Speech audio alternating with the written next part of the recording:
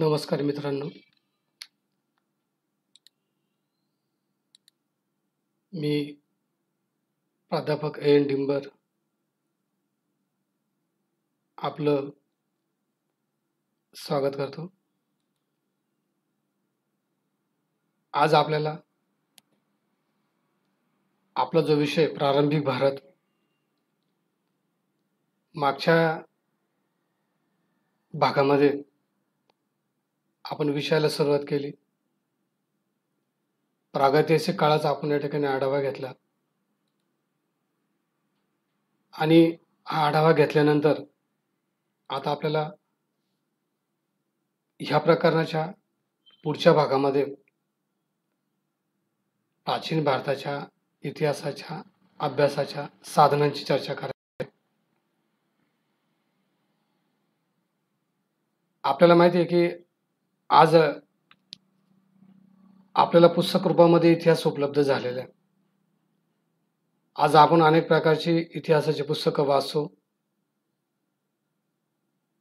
आणि प्राचीन काळातल्या जे काही संस्कृती असेल, त्या कालखंडातले साम्राज्य असेल किंवा त्या शहरांचा राज्यांचा इतिहास असेल, आज आपण पुस्तक रूपामध्ये संग्रहित स्वरूपामध्ये पुस्तकात तो असल्यामुळे आपण वाचू शकतो. आपण जर विचार केला तर मग ही संग्रहित माहिती आपल्यापर्यंत कशी आली? तर आपण तर त्या कालखंडामध्ये नव्हतो. मग ही आपल्यापुढे जी सविस्तर मुद्देसूद माहिती त्या काळाची आलेली आहे ती कशी आली? हा एक महत्त्वाचा प्रश्न आहे. तर मग त्या कालखंडाचा जो काही इतिहास लिहिला गेला, तो इतिहास लिहित असताना त्या काळातल्या कोणत्या साधनांचा उपयोग त्या इतिहास लेखनासाठी झाला, त्या साधनांचा विचार आपल्याला या ठिकाणी करायचा आहे. आता साधनांचे वर्गीकरण करता येईल. इतिहासाची जी साधनं आहे त्याच्यामध्ये आपल्याला अभ्यासासाठी 3 भाग दिलेले आहेत. 3 साधनांचे 3 ठिकाणी तीन प्रकारचे वर्गीकरण केलेले आहेत. पहिल्या भागामध्ये आपल्याला पुरातत्वीय साधनांचा आढावा घ्यायचा आहे. दुसऱ्या भागामध्ये तत्कालीन जी काही वाङ्मयीन साधनं असतील त्याचा विचार करायचा आहे. आणि तिसऱ्या भागामध्ये तत्कालीन कालखंडामध्ये येऊन गेलेले जे काही परके प्रवासी असेल त्यांनी लिहिलेली जी प्रवास वर्णन आहे त्याचा आपल्याला या ठिकाणी विचार करायचा आहे. तर सुरुवातीला आपण पुरातत्वीय भौतिक अवशेष,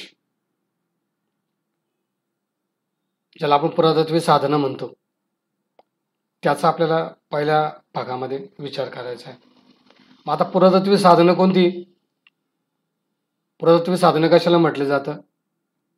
तर पुरातत्वीय साधनांमध्ये आपल्याला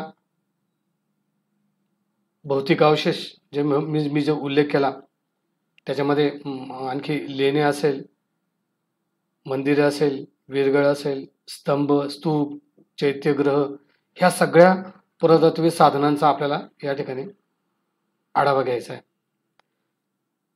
सर्वप्रथम आपण आलेख ह्या साधनाचा इथे विचार करू.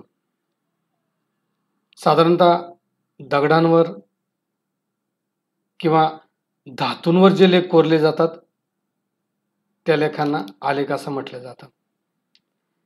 आणि ह्या आलेखांची सुरुवात सम्राट अशोकाच्या काळापासून झाली असं आपण म्हणू शकतो. आलेखाचा मुख्य विषय म्हणजे राज्यकर्त्यांचा विजय, त्यांच्या पराक्रमाच्या गाथा, त्यांच्या आज्ञा, त्यांनी केलेली लोकोपयोगी कार्य, त्यांनी दिलेल्या धार्मिक देणग्या यांचा उल्लेख प्रामुख्याने आलेखांमध्ये केलेला असतो. या साधनांमध्ये शिलालेख, गुंफालेख, मूर्तिलेख, दानलेख आणि ताम्रपट ह्या सगळ्यांचा समावेश केलेला असतो. सर्वप्रथम आपण शिलालेखांचा या ठिकाणी विचार करू. ज्यावेळी भारतामध्ये लिपी आणि भाषेचा विकास झालेला नव्हता, त्यावेळी असंख्य राज्यकर्त्यांनी अनेक लेख कोरविलेले आहेत. यापैकी सर्वात महत्त्वाचे शिलालेख सम्राट अशोकाचे आहेत. मोठमोठ्या प्रस्तरखंडावर आणि दगडी स्तंभावर त्याने आपल्या राजआज्ञा कोरलेल्या दिसून येतात. अशोकाने जे काही अनेक शिलालेख त्या ठिकाणी कोरून घेतले, त्याच्यामध्ये 2 आलेख एक खारोष्टी लिपीमध्ये आणि बाकीचे सर्व जे शिलालेख आहे किंवा जे आलेख आहे ते सगळे ब्राह्मी लिपीमध्ये आहेत. आणि आपल्याला ब्राह्मी लिपीचा उलगडा केव्हा झाला, तर आपल्याला ब्राह्मी लिपीचा उलगडा जॉन प्रिन्सेप याने करून दिला. जॉन प्रिन्सेप याने 1837 साली ब्राह्मी लिपीचं त्याने वाचन केलं आणि त्याच्यामुळे आपल्याला प्राचीन भारताच्या इतिहासाच्या अभ्यासासाठी प्रचंड प्रमाणामध्ये विश्वसनीय माहिती उपलब्ध झाली. विशेषतः सम्राट अशोकाचे सगळे शिलालेख त्या ठिकाणी आपल्याला वाचता आले आणि मग आपल्याला या सर्व शिलालेखांमधून सम्राट अशोकाच्या राजकीय, धार्मिक, सामाजिक कार्याची माहिती त्या ठिकाणी उपलब्ध झाली आणि म्हणून शिलालेख त्या ठिकाणी महत्त्वाचे मानले जातात. त्यानंतर आपल्याला गुंफलेखांचा पण इथे विचार करता येईल. अनेक राज्यकर्त्यांनी पाषाणामध्ये लेण्या कोरलेल्या आहेत. या लेण्यांमधील भिंतीवर, छतांवर, स्तंभांवर, प्रवेशद्वारांवर अनेक लेख कोरविलेले आपल्याला दिसून येतात. अशा लेखांवरून लेख ज्या राजाने किंवा राणीने कोरविला आहे त्याचे वंशावळ, त्याने केलेले साम्राज्य विस्तार, त्यांचे धार्मिक धोरण, त्या राजाने जर काही लोकप्रिय कार्य केले असेल ते, किंवा त्याने काही सामाजिक किंवा धार्मिक संस्थांना देणग्या दिल्या असतील, ह्या सगळ्यांचे उल्लेख ह्या गुंफलेखांमध्ये आपल्याला दिसून येतात आणि त्यामुळे आपल्याला प्राचीन काळातली खूप मोठी विश्वसनीय माहिती उपलब्ध झाली. स्तंभलेखाचा आपल्याला त्या दृष्टिकोनातून विचार करता येईल. स्तंभलेख कोरण्याची प्रथा ही सम्राट अशोकापासून सुरू झाली. मौर्य काळामध्ये सम्राट अशोकाने जवळपास 35 ते 40 स्तंभ उभारलेले दिसून येतात. शिल्पकला, मूर्तिकला आणि वास्तुविद्या या तिन्हींचं एकत्रित आविष्कार या स्तंभामध्ये आपल्याला दिसून येतात. अशा स्तंभांवरून शिल्पकलेची माहिती तर मिळतेच, त्याचबरोबर यावरील लेखांवरून सम्राट अशोकाच्या बौद्ध धर्माविषयीच्या धोरणाबद्दल सुद्धा खूप चांगली माहिती उपलब्ध होते. गुप्त घराण्यातील सम्राट समृद्धगुप्त याच्या अलाहाबाद स्तंभावरून त्याने केलेल्या गंगेच्या खोऱ्यातील 9 राजांचा पराभव आणि त्याच्या साम्राज्य विस्ताराची अतिशय मौलिक माहिती आपल्याला उपलब्ध होते. त्यानंतर आपल्याला ताम्रपट ह्या साधनाचा विचार करता येईल. तांब्याच्या पत्रावर कोरलेल्या सनदांना ताम्रपट असं म्हटलं जातं. ही जी ताम्रपट आहे, ही ताम्रपट म्हणजे राजांनी दिलेल्या दानासंबंधीच्या सनदा असतात. या ताम्रपटांमध्ये राजाच्या घराण्याचा उज्ज्वल इतिहास, त्याचे विजय याची सुद्धा माहिती मिळते. यावरून आपल्याला त्याचा इतिहास जाणून घेण्यासाठी ताम्रपट हे अतिशय मौल्यवान साधन ठरते. असं जरी असलं तरी आपल्याला त्याचा वापर अतिशय जपून करावा लागतो. ताम्रपट हे संस्कृत आणि प्राकृत भाषेमध्ये उपलब्ध आहेत. कालगणना, राजकीय इतिहास, धार्मिक धोरणं ह्या सगळ्यांची माहिती आपल्याला ताम्रपटांमधून मिळते. आणि म्हणून प्राचीन भारताच्या इतिहासाचा अभ्यास करत असताना आपल्याला ताम्रपट हे अतिशय महत्त्वाचं साधन मानावं लागतं. कारण ताम्रपटातून आपल्याला त्या कालखंडातली अतिशय विश्वसनीय माहिती उपलब्ध झालेली आहे. पुढचं जे महत्त्वाचं साधन आहे नाणी. तर नाणी हे प्राचीन इतिहासाच्या अभ्यासाचं अतिशय महत्त्वपूर्ण आणि विश्वसनीय साधन मानलं जातं. नाण्यांसाठी सोनं, चांदी, शिसं, ब्रांझ, तांब या धातूंचा वापर केला जायचा.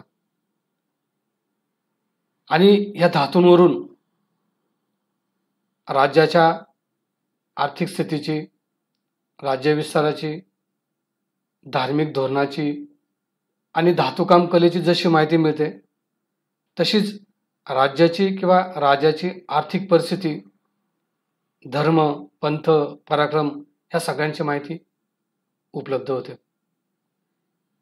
त्याचबरोबर राजा राणीचं नाव, राजा असेल किंवा राणी असेल त्यांचं नाव, त्यांची पदवी, आवड निवड, वेशभूषा, भाषा, लिपी, पक्षी आणि देवदेवतांची सुद्धा माहिती नाण्यांवरून उपलब्ध होते. म्हणजेच आपल्याला नाण्यांवरून त्या काळातली धार्मिक, आर्थिक, राजकीय स्वरूपाची माहिती उपलब्ध होते. आणि आपल्याकडे मोठ्या प्रमाणामध्ये नाणी उपलब्ध झालेली आहेत. आणि या नाण्यांमुळे आपल्याला प्राचीन भारताचा खूप चांगला इतिहासाचा अभ्यास करता आला. तत्कालीन इतिहासाची खूप चांगली माहिती आपल्याला नाण्यांमुळे उपलब्ध झाली. आणि म्हणून नाणं हे एक अतिशय महत्त्वाचं साधन म्हणून या ठिकाणी आपल्याला मानावं लागतं. नाण्यांवरील कलाकृतींवरून आपल्याला त्या कालखंडातला सांस्कृतिक इतिहास कळतो. मूर्तिशास्त्राचा अभ्यास करण्यासाठी सुद्धा नाणी महत्त्वाची मानली जातात. नाण्यांवरील संवत्सरांमुळे आपल्याला प्राचीन कालगणनेची माहिती झाली. त्याचबरोबर निरनिराळ्या वंशावळीतील राजांचा कालानुक्रम ठरवण्याला सुद्धा नाण्यांची बरीच मदत झालेली आपल्याला दिसून येते. हात नाण्यांवर मानव आणि प्राण्यांची आकृती, पक्षी, प्राणी, फुले, टेकडी, नदी, सूर्यचंद्र, अवजारे अशा अनेक प्रकारचे चिन्ह कोरलेली दिसून येतात. आणि ह्या सगळ्या चिन्हांवरून राज्यांची निसर्गाशी जवळीक असल्याचं आपल्याला दिसून येतं. सर्वात प्राचीन नाण्यांवर काही सांकेतिक आकृती आहेत. त्याच्यावर कुठल्या प्रकारचे अक्षरं नाहीत. त्यामुळे ती कोणाची आहेत हे ओळखणं अतिशय अवघड आहे. नंतर भारतामध्ये राजप्रतिमा आणि नावकोरणाची प्रथा सुरू झाली असावी. पूर्वीच्या नाण्यांना एक भोका असायचं. त्यांना पंचमार्क नाणी असं म्हटलं जायचं. पुढे भारतामध्ये ग्रीकांचं आक्रमण झालं आणि ह्या ग्रीकांशी संपर्क आल्यानंतर भारतीय नाण्यांचा आकार आणि पद्धती सुधारली असं सुद्धा म्हटलं जातं. हडप्पा संस्कृतीपासून राष्ट्रकूटपर्यंतच्या राज्यकर्त्यांची अनेक प्रकारची नाणी आपल्याला उपलब्ध झालेली आहेत. हडप्पा संस्कृतीच्या काळात जरी प्रत्यक्षात नाणी नसली तरी धातूंचे काही चौकोन किंवा काही गोल तुकडे त्या ठिकाणी मिळालेले आहेत. त्यांचा आर्थिक देवाणघेवाणीसाठी वापर कदाचित ते करीत असावेत असं आपण म्हणू शकतो. मुद्रा हा नाण्यासारखाच एक प्रकार आहे. परंतु त्याचा चलनासारखा वापर होता किंवा नाही याबाबत जरी सांगता येत नसले तरी राजमुद्रा, व्यापारी मुद्रा, धार्मिक शिक्के, विविध संघटना व संस्थांच्या मुद्रा या कालखंडामध्ये प्रचलित होत्या असं आपण म्हणू शकतो. आतापर्यंत आपण पुरातत्वीय साधनांचा या ठिकाणी आढावा घेतला. आता आपल्याला प्राचीन कालखंडातली जी काही वाङ्मयीन साधने याचा आपल्याला इथे आढावा घ्यायचा आहे. प्राचीन इतिहासाच्या अभ्यासासाठी ज्या लिखित साधनांचा वापर केला जातो त्यांना वाङ्मयीन साधन असं म्हटलं जातं. आणि या साधनांचे सुद्धा 3 प्रमुख प्रकार आहेत.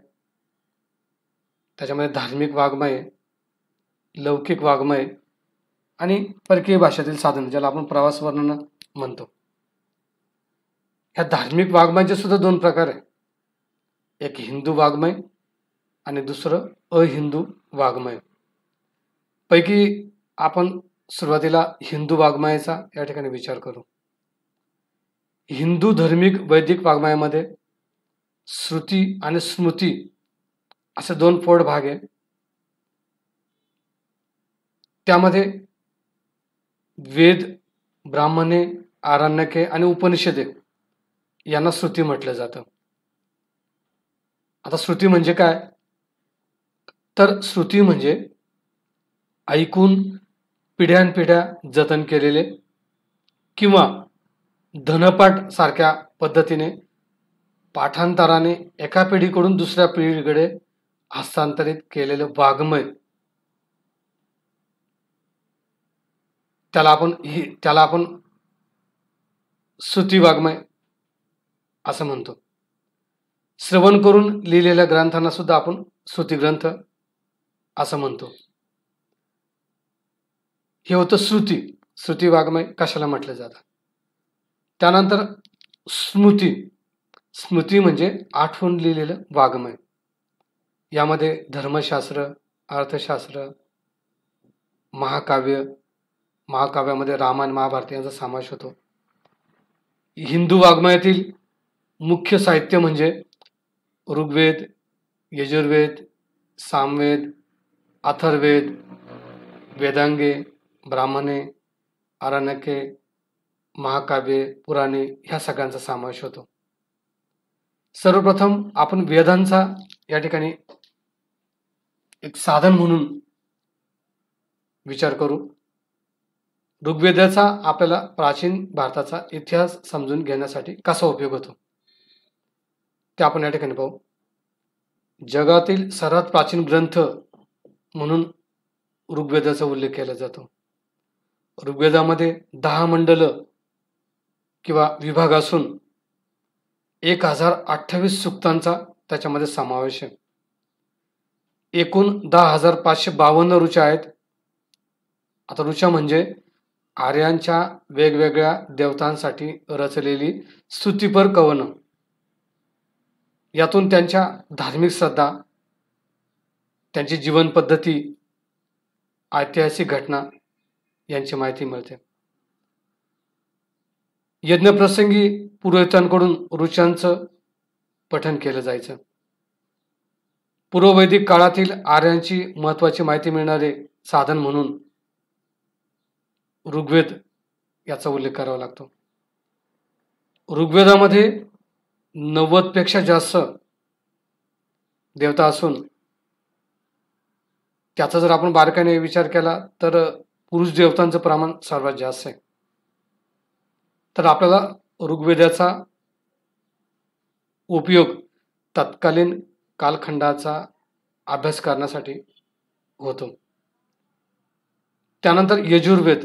आता यजुर्वेदाचा सुद्धा आपल्याला तत्कालीन प्राचीन भारताचा अभ्यास करण्यासाठी कसा उपयोग होतो, साधन म्हणून कसा उपयोग होतो त्याचा आपण या ठिकाणी विचार करू. आता यजु म्हणजे यज्ञ करणे. शास्त्रोक्त पद्धतीने यज्ञविधी कसा करावा आणि यज्ञ प्रसंगाच्या वेळी कोणते मंत्र म्हणावे ही माहिती यजुर्वेदामध्ये दिलेली आपल्याला दिसून येते. ऋग्वेदातील यज्ञांचे साधे आणि सरळ स्वरूप जाऊन यजुर्वेदामध्ये किंवा यजुर्वेदात यज्ञामध्ये यांत्रिकपणा आणि ठोकळेबाजपणा आलेला होता. ऋग्वेदातील देवतेचे महत्त्व कमी होऊन यज्ञात भाग घेणाऱ्या पुरोहितांना महत्त्व प्राप्त झाले. यजुर्वेदात सांगितल्याप्रमाणे यज्ञक्रिया करणाऱ्या पुरोहिताला अध्वर्यू म्हटलं जायचं. म्हणजे आपल्याला यजुर्वेदामुळे धार्मिक स्वरूपाची खूप महत्त्वपूर्ण माहिती उपलब्ध होते. तिसरा जो आहे सामवेद. आता सामवेदाचा आपल्याला इतिहासाचं साधन म्हणून कसा उपयोग होतो त्याचा या ठिकाणी विचार करू. सामन ह्या शब्दाचा अर्थ गायन असा होतो. यज्ञप्रसंगी तालासुरात मंत्र म्हणण्याच्या 36 पद्धती सामवेदामध्ये सांगितलेल्या आहेत. सप्तस्वरांची माहिती ह्या वेदामध्ये आलेली आहे. यज्ञाच्या वेळी सामवेदातील ऋचा जे गायन करायचे त्या गायन करणाऱ्या पुरोहिताला उद्गात असं म्हटलं जायचं. थोडक्यात आपल्याला तत्कालीन यज्ञाच्या वेळी म्हटले जाणारे मंत्र किंवा सप्तस्वरांची माहिती ही सामवेदातून उपलब्ध होते. त्यानंतर चौथा जो आहे अथर्ववेद. तर अथर्ववेदाचा प्राचीन भारताच्या इतिहासाच्या अभ्यासाच्या दृष्टिकोनातून आपल्याला कसा उपयोग होतो किंवा आपल्याला त्यातून काय माहिती मिळते ते आपण या ठिकाणी पाहण्याचा प्रयत्न करू. अथर्ववेदाचे 2 भाग पडतात. त्यांना अथर्व आणि अंगिरस असं म्हटलं जातं.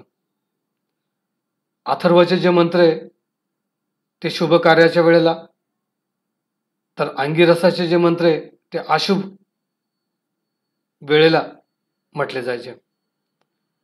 अथर्ववेदामध्ये मृत्यूस्तोम विधीद्वारे चातुर्वर्ण व्यवस्थेमध्ये सामावून घेण्याचा विधी सांगितलेला आहे. जारण, मारण, तारण, वशीकरण इत्यादी संबंधी मंत्र आणि तंत्र अथर्ववेदामध्ये सांगितलेले. अथर्ववेदातील रोगनिवारक मंत्र आणि औषधं ही आयुर्वेदाची सुरुवात दर्शवतात. तर वशीकरण विधी आपल्याला कामशास्त्राची चाहुल दाखवतं. अनेक धर्मविधी, गृहस्थाश्रमाची कर्तव्य आणि सामाजिक जीवनाचं वर्णन अथर्ववेदामध्ये आलेले आहे. आणि म्हणून प्राचीन भारताच्या इतिहासाच्या अभ्यासाचं साधन म्हणून अथर्ववेद हे अतिशय महत्त्वाचं मानलं जातं. त्यानंतर ब्राह्मणे याचा आपण या ठिकाणी विचार करू. वेदांमधील मंत्रांचा अर्थ लावणं दिवसेंदिवस कठीण जायला लागलं. म्हणून वेदांत मंत्रावर एखाद्या विद्वानाने किंवा पंडिताने केलेलं स्पष्टीकरण याला ब्राह्मण असं म्हटलं जातं. ब्राह्मण ग्रंथ ही वेदांची परिशिष्ट आहेत.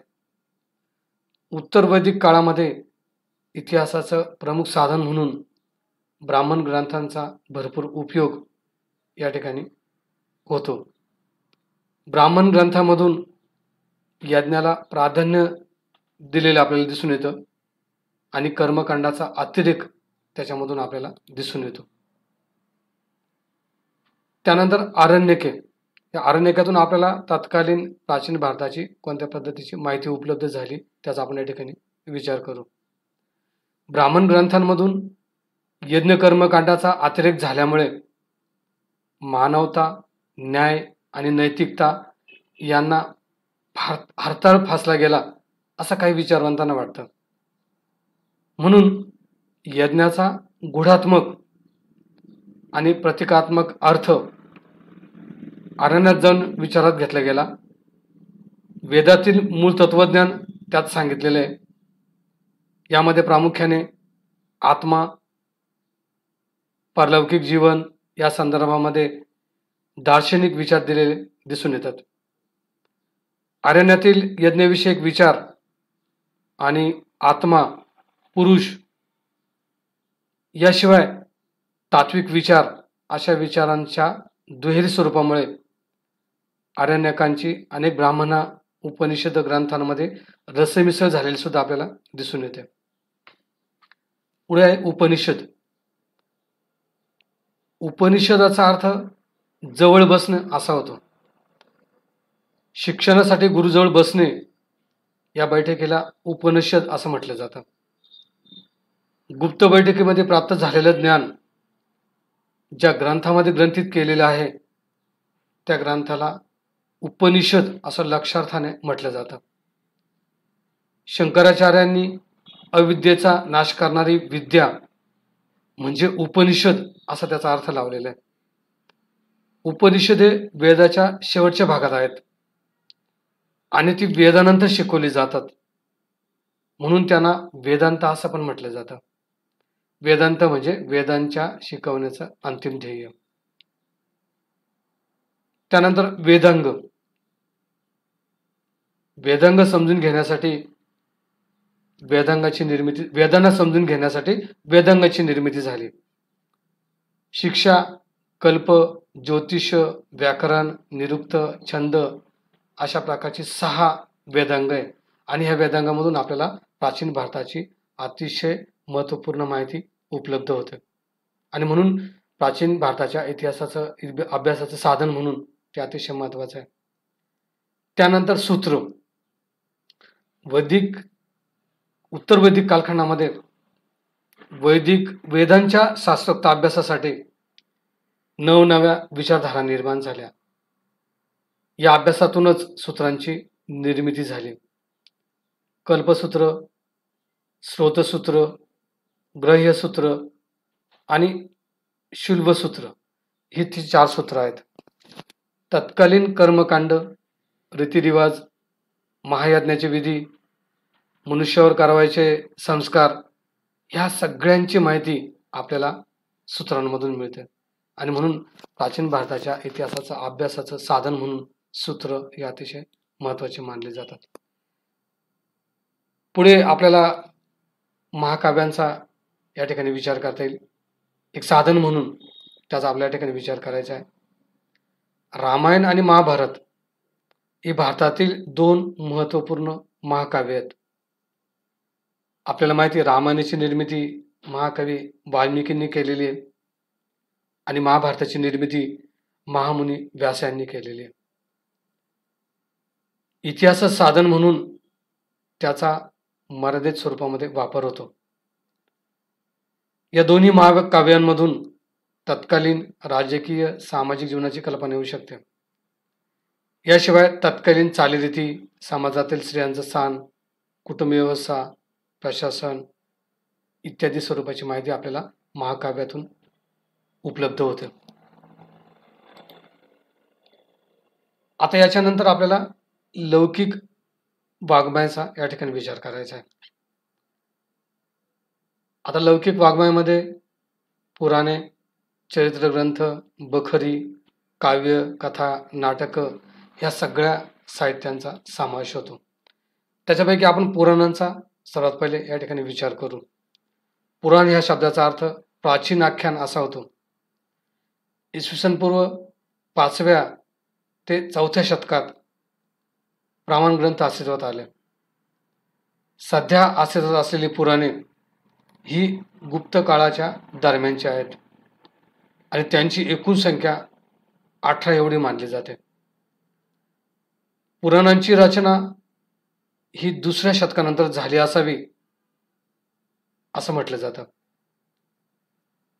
त्यांना विश्वसनीय साधन मानत नसले तरी सुद्धा मत्स्य, मार्कंडेय, ब्रह्मांड, अग्नी, नारद, गरुड, स्कंद ही पुराणं अतिशय महत्त्वाची आहेत आणि ह्या पुराणांमुळे आपल्याला प्राचीन भारताची माहिती त्या ठिकाणी उपलब्ध झालेली आहे. म्हणून पुराण हे एक आपल्या इतिहासाचं एक महत्त्वाचं साधन त्या ठिकाणी मानलं जातं.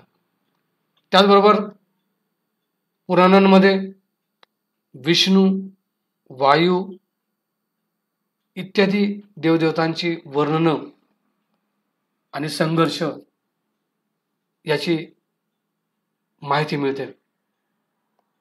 ब्रह्मांड भागवत यासारख्या पुराणांमध्ये विविध राज्यांचा वंश या संबंधी सुद्धा माहिती मिळते.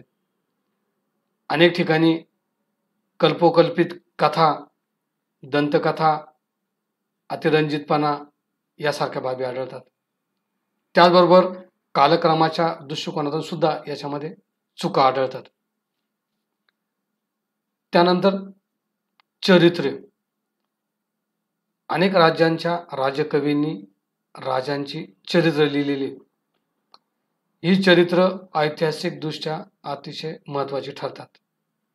जरी ही चरित्र लिहिताना अतिशयोक्ती असली तरी याद्वारे तत्कालीन राज्याच्या सामाजिक, आर्थिक, धार्मिक, राजकीय धोरणांची माहिती आपल्याला उपलब्ध होते.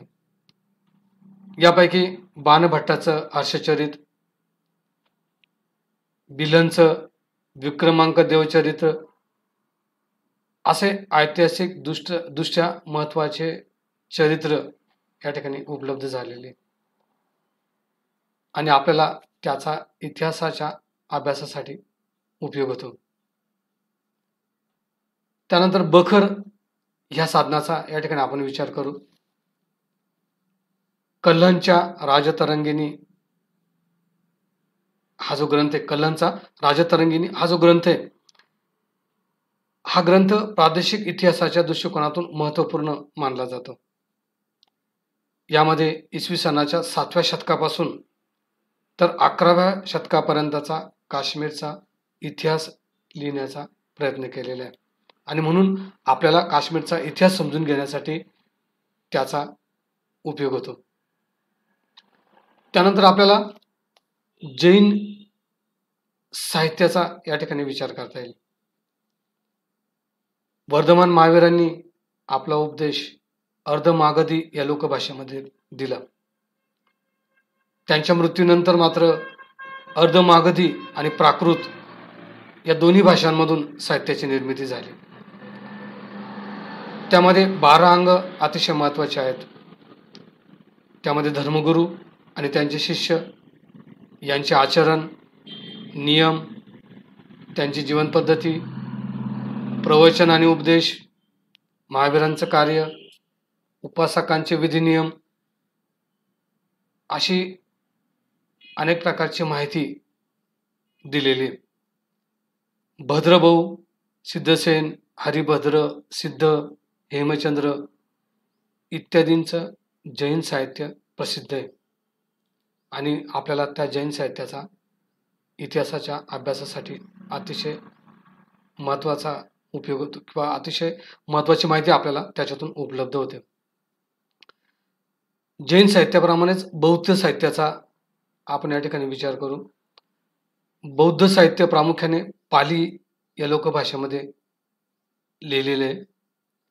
बुद्ध धर्माला अनेक राजांचा राजश्रय मिळालेला होता आणि त्यामुळे या धर्माला समाजामध्ये विविध स्तरामध्ये सुद्धा अतिशय महत्त्वाचं स्थान प्राप्त झालेलं होतं. बौद्ध साहित्यामध्ये विनयपिटक, सुत्तपिटक आणि अभिधम्मपिटक असे 3 त्रिपिटकं हे पाली भाषेमध्ये आहेत. विनयपिटकातून आश्रमवासियांसाठी नियम, सुत्तपिटकातून बुद्धाची शिकवण, तर अभिधम्मपिटकातून बौद्ध प्रवचने याची माहिती आपल्याला उपलब्ध होते. त्याचबरोबर जातक कथांमधून गौतम बुद्धाच्या पूर्वजन्मीच्या गोष्टींची माहिती सुद्धा आपल्याला उपलब्ध होते. याशिवाय धम्मपद, सिंहली भाषेतील महावंश व दीपवंश, पाली भाषेतील मिलिंदपनो, बुद्धचरित, दिव्यवदन या ग्रंथांमधून बौद्ध धर्माची माहिती मिळते. बुद्धचरित या महाकाव्यातून गौतम बुद्धाचे चरित्र आपल्याला समजून घेता येते आणि म्हणून प्राचीन भारताच्या इतिहासाच्या अभ्यासाच्या दृष्टिकोनातून बौद्ध साहित्य हे अतिशय महत्त्वाचे मानले जाते, कारण त्यातून आपल्याला खूप महत्त्वपूर्ण माहिती ही उपलब्ध झालेली दिसून येते. त्यानंतर कौटिल्य उर्फ चाणक्य यांनी अर्थशास्त्र ग्रंथ लिहिला. मौर्य सम्राटांच्या व्यवस्थेची मूळ माहिती देणारा अतिशय महत्त्वाचा ग्रंथ म्हणून कौटिल्याचा अर्थशास्त्र याचा उल्लेख करावा लागतो. राजा अमात्य मित्र कोश दुर्ग राष्ट्र आणि बल ही अर्थशास्त्रातील सप्तांग पुढे भारतीय राजकारणामध्ये महत्त्वाची मानली गेली.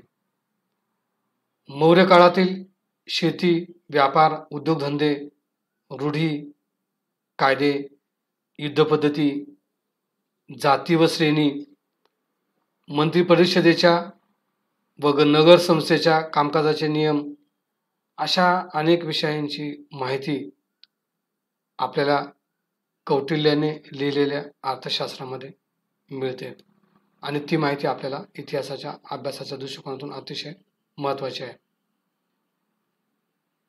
प्राचीन काळापासून नाट्यशास्त्र प्रचलित होतं. त्या अनुषंगाने लिहिलेली नाटकं हे ऐतिहासिक साधन म्हणून सामाजिक, धार्मिक, राजकीय व आर्थिक परिस्थिती समजण्यासाठी महत्त्वाची मानली जातात. विशाखा दत्त यांनी लिहिलेले मुद्राक्षस नाटक चंद्रगुप्त मौर्य व चाणक्य यांच्यातील संबंधाचे वर्णन करतं. कवी कालिदासाच्या मालविकाग्निमित्र या नाटकातून शुंग घराण्यातील अग्निमित्र राजा व मालविका यांच्यातील विवाह संबंधाची माहिती मिळते. याशिवाय तत्कालीन राजकीय परिस्थिती आपल्याला समजते. या साहित्याशिवाय माहिती देणारे अनेक शास्त्रीय ग्रंथ सुद्धा उपलब्ध आहेत. गार्गी संहिता, पनिनीने लिहिलेला अष्टाध्यायी, पतंजली प्रणीत महाभाष्य अशा अनेक ग्रंथ सुद्धा प्राचीन भारताच्या इतिहासाच्या अभ्यासाच्या दृष्टिकोनातून अतिशय महत्त्वाचे आहेत. त्याचा आपल्याला प्राचीन भारताचा इतिहास समजून घेण्यासाठी अतिशय उपयोग होतो. त्यानंतर शेवटचा जो भाग आहे त्याच्यामध्ये आपण त्याला परकीय साधनं म्हणतो आणि परकीय साधनामध्ये त्या ठिकाणी आपल्याला प्रवास वर्णनांचा या ठिकाणी उल्लेख करावा लागतो. इसवी सन पूर्व 6व्या शतकापासून भारतीयांचा परकीयांशी व्यापार, आक्रमण, राजकारण, राजदूत, धर्मप्रसार, धर्म अभ्यास अशा अनेक माध्यमातून संबंध आला. परक्यांमध्ये ग्रीक, इराणी, रोमन, चीनी, तिबेटी, शक, पल्लव, कुशाण, हुन, इस्लामी यांचा भारतीयांशी संबंध आला. या परकीय प्रवाशांनी त्यापैकी काही प्रत्यक्ष डोळ्यांनी पाहिलेली तर काही ऐकीव माहितीवर आधारित आपली प्रवास वर्णनं लिहिलेली आहेत. परकीय लेखन हे पूर्वग्रह रहित आहे आणि समकालीन असल्याने विश्वसनीय मानता येते. परंतु त्याचबरोबर यामध्ये स्वदेशीचा अहंकार, ऐकीवपणा, भाषेचा अज्ञान, धार्मिक प्रेरणा, संस्कृतीची अनभिज्ञता, फक्त पाहिलेल्या बाबींचे विवेचन अशा अनेक त्रुटीसुद्धा आढळतात. असं जरी असलं तरी सुद्धा प्राचीन भारताचा इतिहास समजून घेण्यासाठी आपल्याला त्याचा उपयोग होतो. आता जे काही परकीय प्रवासी भारतामध्ये येऊन गेले त्यापैकी काही प्रवाशांचा आपण या ठिकाणी विचार करू. सर्वप्रथम आपण हेरोडोटसचा या ठिकाणी विचार करू. मुख्यतः या भागामध्ये आपण परकीय ग्रीक प्रवासी यांचा सगळ्यात पहिले आपण या ठिकाणी विचार करू आणि त्याच्यामध्ये आपण हेरोडोटस पासून या ठिकाणी सुरुवात करू. हेरोडोटसला शास्त्रीय इतिहास लेखनाचा जनक असं म्हटलं जातं. याचं कारण म्हणजे त्याच्या इतिहास लेखनामध्ये घटना प्रत्यक्ष पाहिलेल्या व्यक्तीकडून मिळालेली माहिती, सूक्ष्म निरीक्षण, कल्पनाशक्तीचा योग्य वापर, ओघवती भाषा, घटनांची ससूत्र मांडणी, त्याचा अन्वयार्थ लावण्याची क्षमता आढळते आणि या वैशिष्ट्यांमुळे त्याने शास्त्रीय इतिहास लेखनाची मुहूर्तमेढ रोवली असं म्हटलं जातं. त्याच्या हिस्टॉरिकल ग्रंथातून भारत पर्शियन संबंधाबद्दल खूप चांगली माहिती आपल्याला उपलब्ध झालेली आहे. सायलेक्स अलेक्झांडरच्या पूर्वी भारतात येऊन गेलेल्या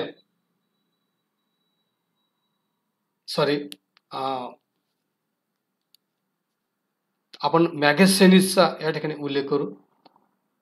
मॅगेसेनिसचा इंडिका या ग्रंथाचा इथं आपल्याला विचार करता येईल.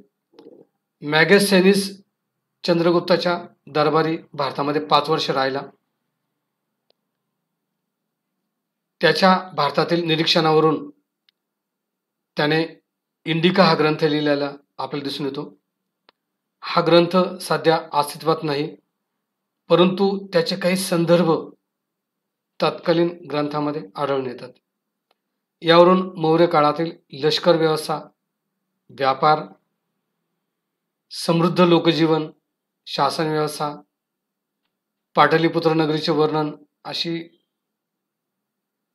अनेक प्रकारची माहिती मॅगेसेनीच्या या इंडिका ग्रंथातून उपलब्ध होते.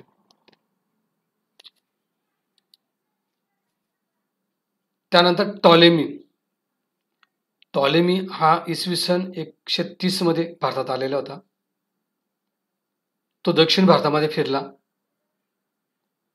तो भूगोलाचा अभ्यासक असल्यामुळे त्याने भौगोलिकदृष्ट्या या प्रदेशाचं निरीक्षण केलं आणि त्यावर आधारित जिओग्राफी हा ग्रंथ लिहिला. या ग्रंथात सातवाहन राज्य आणि दक्षिणेकडील काही राज्यांच्या भौगोलिक आणि ऐतिहासिक परिस्थितीची माहिती दिलेली आहे. ही माहिती आपल्याला प्राचीन भारताच्या इतिहासाच्या अभ्यासासाठी अतिशय उपयुक्त आहे. त्यानंतर प्लिनी या प्रवाशाचा आपण या ठिकाणी विचार करू. प्लिनी याने भारत आणि इतर युरोपियन देशांचे व्यापार या संबंधी नॅचरल हिस्ट्री नावाचा ग्रंथ लिहिला. यातून भारतातील वनस्पती, पशु, प्राणी, धातू अशी वेगवेगळ्या प्रकारची माहिती उपलब्ध होते. त्याचबरोबर पश्चिम किनारपट्टीवर वर्चस्व प्रस्थापित करण्यासाठी शक, क्षत्रप, सातवाहन यांच्यामध्ये कशा प्रकारची स्पर्धा होती, चढाओढ होती, हे आपल्याला या ग्रंथामधून समजतं. त्यानंतर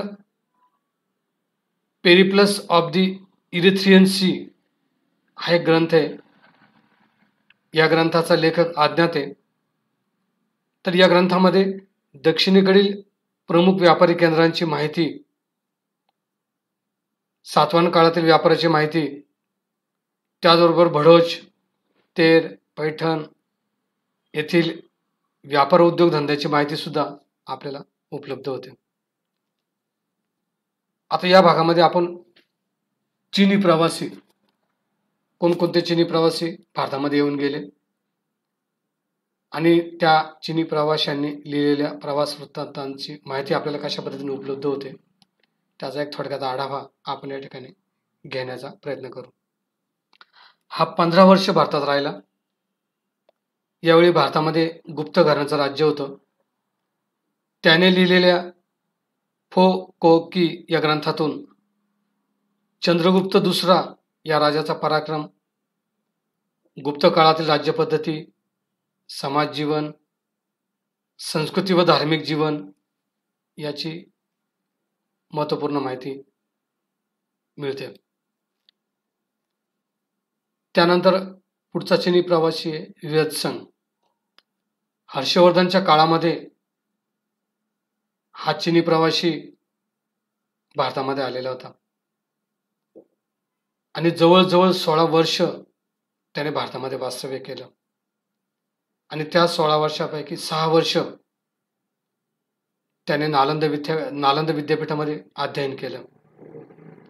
त्याच्या CUK या प्रवास वर्णनामध्ये हर्षवर्धनकालीन शासन व्यवस्था, राजनीती, हर्षवर्धनाचं जीवन चरित्र अशी वेगवेगळ्या प्रकारची माहिती उपलब्ध होते आणि आपल्याला हर्षवर्धनाचा कालखंड समजून घेण्यासाठी ह्या प्रवास वर्णनाचा खूप चांगला उपयोग झालेला दिसून येतो. त्यानंतर इत्सिंग हा चिनी प्रवासी 7व्या शतकामध्ये भारतात आलेला होता. त्याने विक्रमशिला विद्यापीठाचे त्याचबरोबर तत्कालीन भारतीय समाज जीवनाचे चित्रण आपल्या प्रवास वर्णनामध्ये केलेले दिसून येते. यावरून आपल्याला प्राचीन भारतीय शिक्षण पद्धतीची खूप चांगली माहिती उपलब्ध झालेली आहे आणि म्हणून प्राचीन भारताच्या इतिहासाच्या अभ्यासाच्या दृष्टिकोनातून ही माहिती अतिशय महत्त्वाची मानली जाते. यानंतर आहेत अरबी किंवा इतर प्रवासी.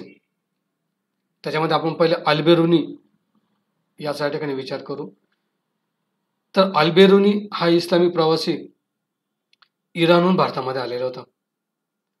त्याच्या तहकीक ए हिंद या ग्रंथातून 11व्या शतकातील भारतातील राजकीय, सामाजिक, सांस्कृतिक, आर्थिक, धार्मिक जीवन पद्धतीची माहिती आपल्याला उपलब्ध झालेली आहे आणि म्हणून प्राचीन भारताच्या इतिहासाच्या अभ्यासाच्या दृष्टिकोनातून ती अतिशय महत्त्वाची मानली जाते.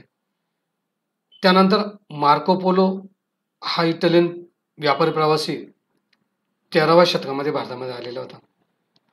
त्याच्या प्रवास वर्णनातून पांड्य राज्यविषयक त्याचबरोबर दक्षिण भारतातील तत्कालीन परिस्थितीची खूप चांगली माहिती त्याने त्याच्या प्रवास वर्णनामध्ये लिहून ठेवलेली आहे. त्या माहितीचा आपल्याला अतिशय महत्त्वपूर्ण उपयोग होतो. तारानाथ हा तिबेटियन प्रवासी होता. ह्या प्रवाशाने कांग्यूर आणि तंग्यूर नावाचे ग्रंथ लिहिलेले होते. त्याच्या ग्रंथातून आपल्याला 16व्या शतकातील भारत आणि तिबेट यांच्या संबंधातली अतिशय महत्त्वपूर्ण माहिती मिळते. तर अशा पद्धतीने आपण त्या ठिकाणी या सर्व परकीय साधनांचा या ठिकाणी आढावा घेतला आणि त्या साधनांचा प्राचीन भारताच्या इतिहास लेखनासाठी आपल्याला कसा उपयोग होतो हे आपण समजून घेतलं. मी या ठिकाणी थांबतो. पुन्हा आपण पुढच्या नवीन प्रकरणामध्ये नवीन विषयावर चर्चा करू. धन्यवाद.